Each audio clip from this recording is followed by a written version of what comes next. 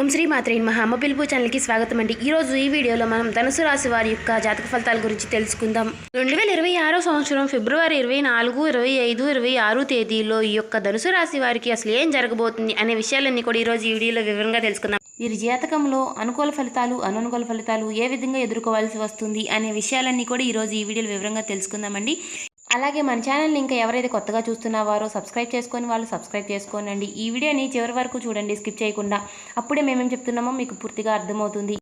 అదేవిధంగా ఈ రాశి వారికి రేపటి రోజున ఒక ఇద్దరు వ్యక్తులు, నూతన వ్యక్తులు పరిచయం అనేది జరగబోతుంది. ఆ నూతన వ్యక్తులు ఎవరు అంటే వీరికి ముందుగానే పరిచయం ఉండవాళ్ళ లేకపోతే నూతనంగా పరిచయం అయ్యేవాళ్ళ అనే విషయాలన్నీ కూడా ఈరోజు ఈ వీడియోలో వివరంగా తెలుసుకుందాం. అలాగే రేపటి రోజున వీరు పాటించవలసిన పరిహారాల గురించి, చేయవలసిన పూజా విధానం గురించి కూడా తెలుసుకుందామండి. బ్రహ్మంగారి కాలజ్ఞానం ప్రకారం ఈ రాశి వారికి ఏం జరగబోతుంది అంటే ఈ రాశి వారికి దేవుడు రాసిన రాతలు అయినా సరే మార్పులు చేర్పులు ఉండవచ్చేమో, కానీ బ్రహ్మంగారి కాలజ్ఞానం ప్రకారం మనకి బ్రహ్మంగారు ఏదైతే చెప్పారో అదే విధంగా మనకు జరుగుతుందని చెప్పుకోవాలి. మనం చూస్తున్నాం కదండి, మన కళ్ళ ముందే ఎన్నెన్నో జరుగుతున్నాయి. కాబట్టి అలాంటి విషయాలు మనకి రేపటి రోజున ఏం జరగబోతున్నాయి అనే విషయాలన్నీ కూడా ఈ వీడియోలో వివరంగా తెలుసుకోండి. అలాగే ఈ రాశి వారి యొక్క గుణగణాల గురించి కూడా తెలుసుకుందామండి. ఈ వీడియో ఏముందిలే వీళ్ళు ఇలానే చెప్తారు అని మాత్రం తీసిపారేయకుండా ఒక 10 నిమిషాలు ఈ వీడియోకి కేటాయించి మేమేం చెప్తున్నామో మీరు పూర్తిగా వినండి.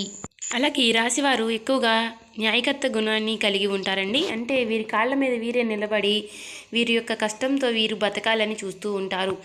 ఎవరి కష్టము మాకొద్దు అనే విధంగా ఆలోచిస్తూ ఉంటారు. అదేవిధంగా ఈ రాశివారు అందరికీ కూడా సహాయం చేస్తూనే ఉంటారు.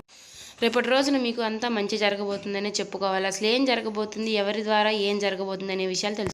ఈ రాశివారు చిన్నప్పటి నుంచి ఎన్నో కష్టాలు పడి, బాధలు పడి, కుటుంబం యొక్క బరువు బాధ్యతలన్నీ కూడా వీరిపైనే పెట్టుకుని కుటుంబాన్ని పోషిస్తూ ఎన్నో కష్టాలు పడి వీరు పెద్దవారై ఉంటారండి. అదేవిధంగా వీరికి ఇప్పుడు కూడా అన్ని సమస్యలు అలాగే తలపెడుతూనే ఉన్నాయి. కాకపోతే రేపటి రోజు నుంచి వీరికి మంచి జరిగే అవకాశాలు అయితే లేకపోలేదు. కాకపోతే నూతన వ్యక్తుల పరిచయం వలన కొన్ని శుభ సూచికలు ఉన్నాయి, కొన్ని నష్టం జరిగే విషయాలు కూడా ఉన్నాయండి. ఆ విషయాలు ఏంటి అని ఈ వీడియోలో వివరంగా తెలుసుకుందాం. ముందుగా ఈ రాశివారి యొక్క మనస్తత్వం గురించి తెలుసుకుందామండి. ఈ రాశివారి మనస్తత్వం అనేది చాలా సున్నితంగా ఉంటుంది. ఒక్క మాటలో చెప్పాలంటే చిన్నపిల్లల మనస్తత్వం అని చెప్పుకోవచ్చు. ఎందుకంటే వీరు ఎవరు ఏ కష్టంలో ఉన్నా సరే నేనున్నాను అనే భరోసా ఇస్తూ ఉంటారు. అంటే ఎవరైనా సరే బాధపడుతున్నా సరే, అంటే వీరికి పగవారైనా సరే బాధపడుతున్నా సరే వీరు చూసి చాలా బాధపడుతూ ఉంటారు. ఏ సమస్య అయినా సరేనండి, ధన సమస్యలు కానివ్వండి, ఏవైనా ఆరోగ్య సమస్యలు కానివ్వండి, దేనిలో అయినా సరే నేనుండాను అని తోడుగా ఉంటూ ఉంటారండి. అంటే వీరికి ఎన్ని చెడు సమస్యలు తలపెట్టాలని చూసినా కూడా ఆ విషయంలో వీరు ఎప్పుడైనా సరే అన్నిటినీ కూడా మర్చిపోయి ఎవరికి సమస్య వచ్చినా సరే నేనుండాను అనే భరోసా ఇస్తూ ఉంటారు. కాబట్టి వీరు అలా ఉండడం వల్లనే వీరికి శివుడి యొక్క అనుగ్రహం అనేది ఎల్లప్పుడూ తోడుగానే ఉంటుంది. పెద్దలు చెప్పినట్టుగా నలుగురికి మంచి చేస్తే మనకి ఏదో ఒక రోజు మంచి జరుగుతుందన్నట్టుగా ఈ రాశి వారికి ఒకరికి మంచి చేయడం వల్ల ఆ దేవుడి యొక్క అనుగ్రహం అనేది వీరికి ఎప్పుడు కూడా తోడుగానే ఉంటుందని చెప్పుకోవాలి. అదేవిధంగా ఈ రాశి వారికి రేపటి రోజున ఒక మగ, ఒక ఆడ, ఇద్దరు వ్యక్తుల పరిచయం అనేది జరగబోతుంది. ఆ ఇద్దరు వ్యక్తులు ఎవరు?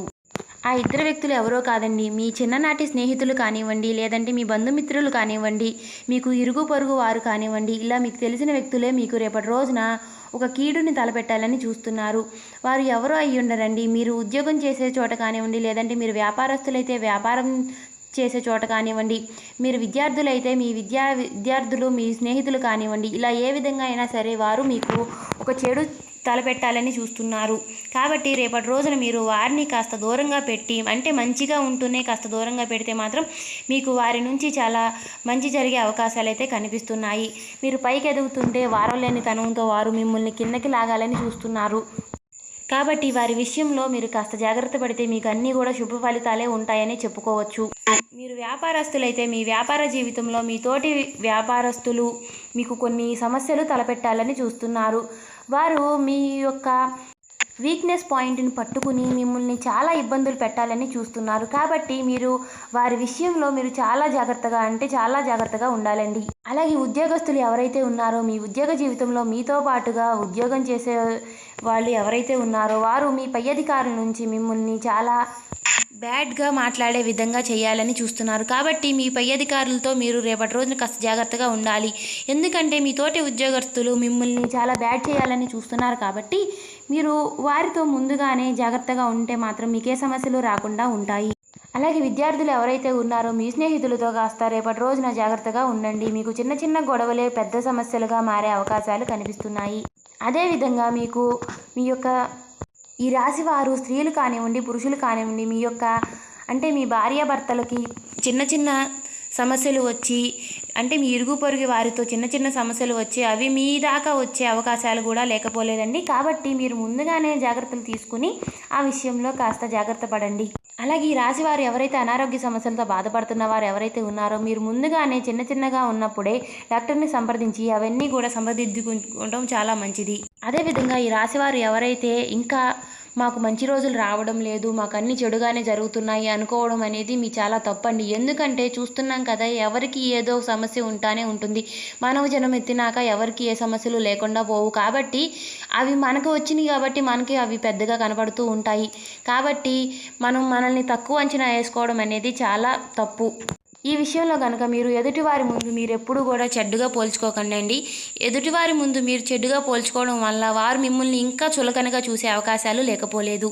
అదేవిధంగా ఈ రాశి వారు ఎంత కష్టపడ్డా సరే, ఎన్ని డబ్బులు చూసినా సరే ఆఖరికి రూపాయి కూడా చిల్లిగవ్వ కూడా చేతిలో మిగలకుండా పోతుంది. ఎందుకంటే మీరు డబ్బు ఎక్కువగా ఖర్చు పెట్టడం వలన లక్ష్మీదేవి యొక్క అనుగ్రహం అనేది కూడా మీకు లేకుండా పోతుంది. ఎందుకంటే వీరు నన్ను ఇంత ఖర్చు పెట్టేస్తున్నారు, నేను వీరికి ఉండి ఏం లాభం అన్నట్టుగా లక్ష్మీదేవి కూడా ఆమెకు కూడా కోపం వచ్చేలాగా మీరు ఆ విధంగా చేస్తున్నారు. కాబట్టి ధనం యొక్క రాక అనేది మీకు తరిగిపోతూ ఉంటుందండి. ఆ విషయంలో మీరు సంధ్యావేళలో నిత్యము కూడా దీపం పెట్టుకోవడం వల్ల లక్ష్మీదేవి యొక్క రాక అనేది మీకు జరుగుతూ ఉంటుంది. మేము చెప్తూనే ఉన్నాం కదా, ఎద్దుపటం ఉన్నటువంటి ఒక ఫోటో ఫ్రేమ్ని మీ గుమ్మం బయట కుడివైపున పెట్టి నిత్యము కూడా సంధ్యావేళలో దీపం పెట్టి పూజ చేసుకోవడం వలన లక్ష్మీదేవి యొక్క రాక అనేది జరుగుతుంది. ఇంట్లో ఉన్నటువంటి దుష్ట శక్తులన్నీ కూడా తొలగిపోతాయి.